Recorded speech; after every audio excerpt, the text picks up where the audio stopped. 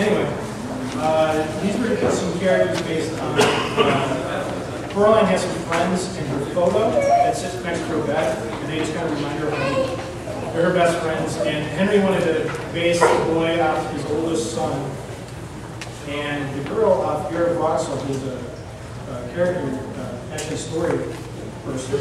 She worked on film the longest, I think. And so I kind of did some versions of those, and I think Henry didn't want to insult his son so bad, so we used a different version of the boy. One that I don't know where. That's based on a hat that I got from Michigan. That was another version here. I kind of like more like the long sort of style. These were like early. We were trying out these ideas of drawing isometric. All the rooms isometric and rate the chords, even this effect in 3D. I don't know if we were supposed to talk about that. It was like he would literally place the floor at like a 45-degree axis of the camera, so that the 3D camera would pick up the oddity of it if you had built all the furniture would be vertical. And so he thought this would be a great investigation of the 3D to see how to make the other world feel different. And I think they ended up using it in the real world as well. So John and I, we were around for this experiment, so we got to draw these cockeyed rooms.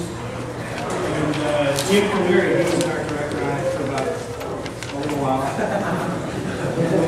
But we kind of went through this whole headache of trying to figure out how to make these rooms look like that. And just different versions, how to lay out the house, other versions of the house. And then this was like an idealized version based on my dream of Las Vegas meets Mutual, Omaha as well. And I'm like, Henry, we need to do an aquarium that's inset in the floor about 8 feet. And we need to build it. It's got to have a hippo in the middle. Coraline and her mother need to have a confrontation with the hippo in the middle. And the walls need to have like starry skies and turtles in the foreground and a giant gorilla guarding the door. And a spiral staircase with an anaconda. He's like, whoa! We gotta make that! And then we kind of forgot about it the next day. But I want to make sure, did everyone in the back hear that? Las Vegas meets Mutual of Omaha's Wild Kingdom. Because that's genius. So I mean, the idea was like, as you go out the window, you can't see this either because it's too dark, but as you go out, you can actually walk out into the fields through the windows because you hear lions on spar. You just be like, I'm going to go out there and start killing someone. But it never happened. But that was kind of like a Dan Krall stuff. But so these are kind of based on Mike Lane had done some sculptures in the backyard, and just get the organ feel and kind of how varied Portland can kind of be. And we all live in Beaverton and Hillsborough, and it was maybe 2 days of sun. It rained the first 27 days we were there. Yeah. So I was really feeling dark and dreary on stone, so we had lots of reference, lots of dead grass to look at. And this was kind of like Coraline's first experience checking out the backyard before she goes down this really cool garden. And then we kind of contrast that with another master shot. These were kind of master shots to kind of figure out these beats in the movie that you would just compare to her real life to this idealized other real life. And so this was more, topiaries and mini golf. And I was pitching Henry all his ideas about all the cool little mini golf things I'd seen. And I'm not going to get into that now, but he turned it down. He said, it's going to cost too much. But, because you got to build it. But it's fun to think about when you're doing publics. It looks cool. This was a shot, we were just trying to figure out what it would be like if, when Coraline entered the garden the first time, you just saw her expression and her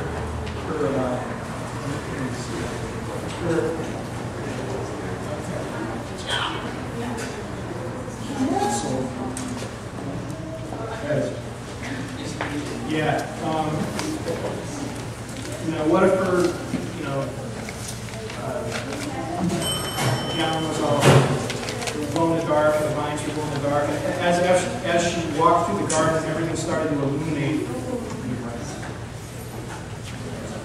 Oh, look. And as she walked through the garden, everything started to illuminate, and hummingbirds, as they followed along with her, they would start to illuminate flowers, and things would progressively get brighter and brighter throughout the garden. It didn't quite turn out that way, but they were just fun ideas to think about as we were trying to be creative and trying to do some things and figure out possibilities. Studies of what the hillside would look like, the roads, and plants.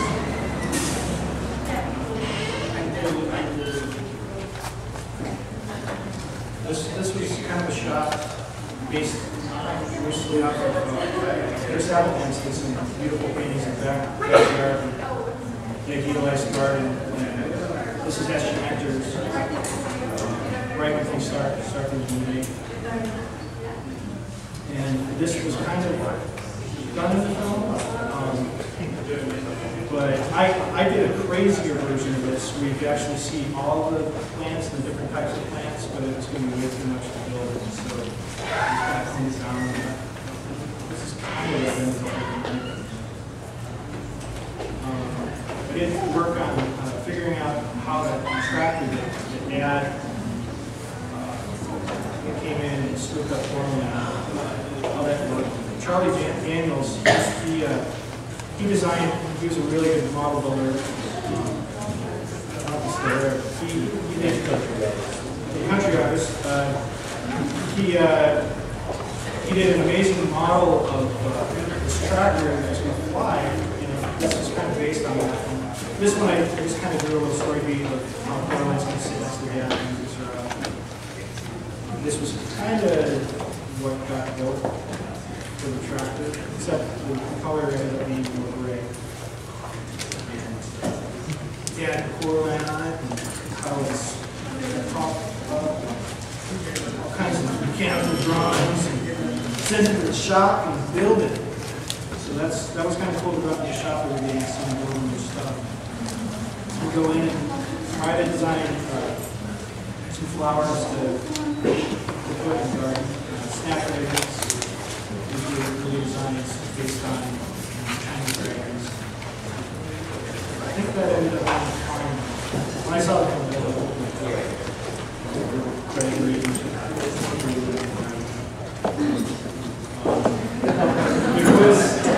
then we got this idea of making the painting over the fireplace, painting of his son, his little son. And I thought it'd be funny to make it as goofy as possible. And turn this in. Turn this century. And it's got a Schuhler cone or something. And I kind of liked it, but it's not going to read. And so I ended up doing this one. And what's the other's name? Mark Ryden. And I'm like, Mark Ryden stuff. It's awesome, but it's dark. I don't want to put a hole through his chest. Blood. He's like, no, it won't be. It'll be ice cream. Put ice cream on this shirt. I'm like, okay. All right, but it works. It looks like it's ice cream. Little boy stuff. And then